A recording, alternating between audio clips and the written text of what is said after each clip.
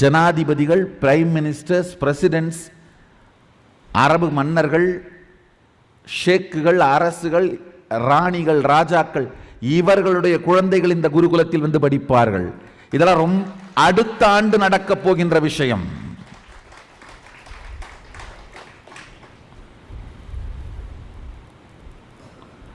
ஏன்னா பணம் வச்சிருக்கிறது, கார் வச்சிருக்கிறது, ஃப்ளைட் வச்சிருக்கிறது, இதெல்லாம் ஓல்டு ஃபேஷனு. பவர் வச்சிருக்கிறதா ஏன் நியூ ஃபேஷனு?